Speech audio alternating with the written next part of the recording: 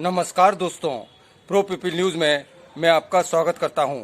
72वें गणतंत्र दिवस पर सभी भारतवासियों को शुभकामनाएं देता हूं। 21वीं सदी में हमारा देश भारत बुलंदियों की ऊंचाई को छूने लगा है, लेकिन आज भी हम अपने देश से गरीबी खत्म नहीं कर पाए हैं। बेशक हमारे वैज्ञानिकों ने चांद पर पानी ढूंढ लिया हो, पर हम अपने सभी नागरिकों को पीने का साफ पानी उपलब्ध नहीं करा पाए हैं। सभी को सस्ती शिक्षा और चिकित्सा भी अभी भी चुनौती बनी हुई है। विकास तो हुआ है, लेकिन विकास संतुलित नहीं है। देश का असंतुलित विकास ही सबसे बड़ी समस्या है। दूसरे शब्दों में कह सकते हैं कि देश का विकास पूंजीवादी है, ये जनपक्षी नहीं है। आइए इस पर आम लोगों की आम राय जानते हैं। भारत माता सबसे प्यारी, सबसे ऊंची तेरी शान। गणतंत्र दिवस पर शीश झुकाकर हम सब करते हैं तुझे प्रणाम। आज 26 जनवरी है, आज गणतंत्र दिवस है। आज 72वां गणतंत्र दिवस है। 72वें गणतंत्र दिवस की हार्दिक शुभकामनाएं। मैं सरकार से यह चाहती हूँ कि बच्चों को फ्री प्राइमरी एजुकेशन मिले, सरकार इसकी व्यवस्था करे। एक अच्छे गणतंत्र के लिए सबसे पहली चीज है कि देश के नागरिकों का शिक्षित होना, यानी कि उस देश की एजुकेशन पॉलिसी कैसी है, सब कुछ उसी के ऊपर डिपेंड करता है। जितने अच्छे शिक्षित लोग जिस गणतंत्र में होंगे, वह देश उतनी ही तरक्की करेगा।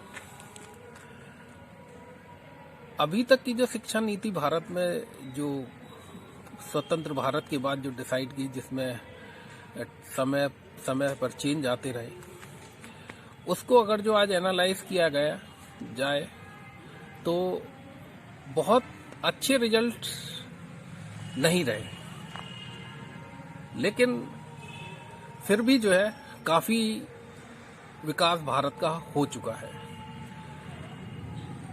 अब जो नई सरकार आई है उसने एक नई शिक्षा पॉलिसी डिसाइड की है जो आगे आने वाले समय में लागू की जाएगी, और लेकिन उसके परिणाम अभी 10 से 15 सालों बाद ही पता लग सकेंगे, क्योंकि वो बेसिक पॉलिसी से लेकर हायर एजुकेशन तक पॉलिसी है।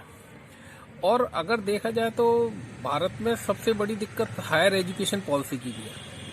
हायर एजुकेशन या जिसको हम रिसर्च वर्क जिसमें बहुत महत्वपूर्ण है, वो भारत में बहुत कम है, जितना कि यूरोपीय देशों में, अमेरिकन देशों में और चाइना जैसे कंट्रियों में भी काफी रिसर्च वर्क किया जाता है। इतना रिसर्च वर्क भारत में नहीं है। भारत में अगर जो रिसर्च की संस्थाएं अगर जो देखी जाए, जैसे CSIR है, मैपकॉस्ट है, और भी कई अनेक संस्थाएं हैं, इंस्टीट्यूट हैं, उनमें फंड पड़ा रहता है, लेकिन पूरा ऑब्जर्व नहीं हो पाता,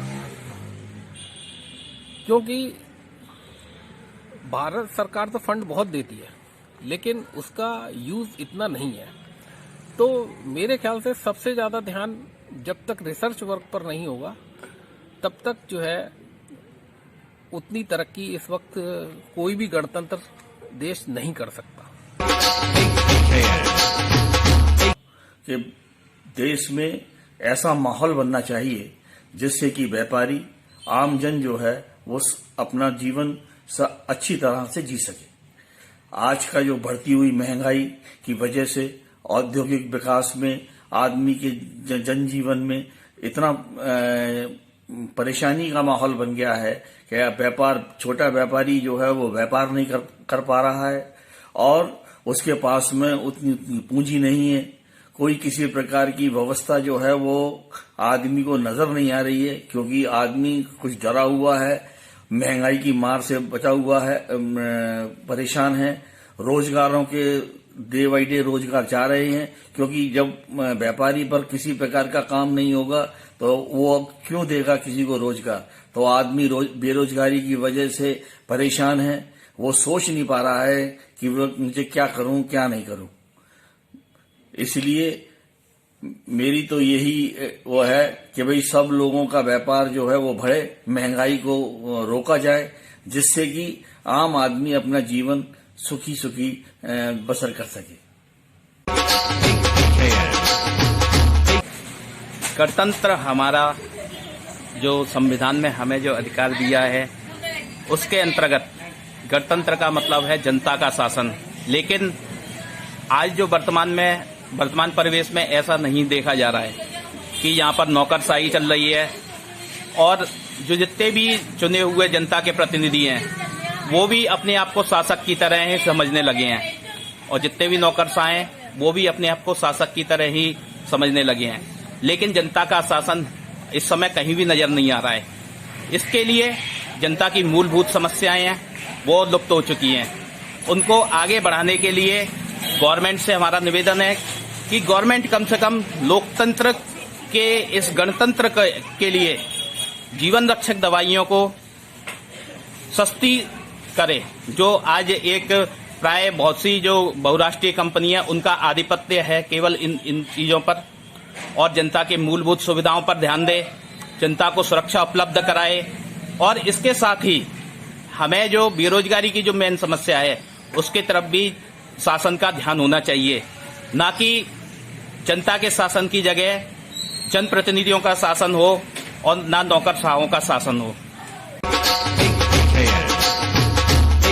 आज गणतंत्र दिवस है और पूरे भारत में खुशी की लहर दौड़ रही है और मैं आगरा का रहने वाला हूं। आगरा में भी बहुत लहर है और पूरे देशवासियों को मेरी तरफ से शुभकामनाएं और बड़ी खुशी का दिन आज का बीता जा रहा है।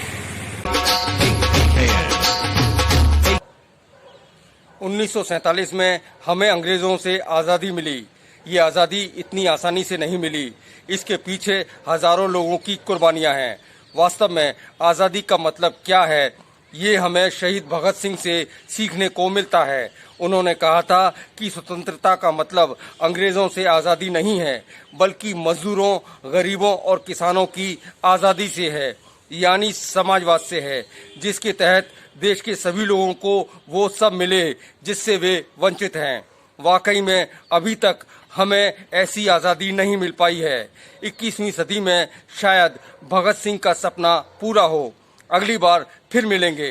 प्रो पीपल न्यूज के लिए अमिताभ आकाश की रिपोर्ट। लेटेस्ट न्यूज अपडेट के लिए हमारे चैनल को सब्सक्राइब करें और साइड में दिख रहे नोटिफिकेशन बेल आइकन पर क्लिक करके हमारे वीडियो को सबसे पहले देखें।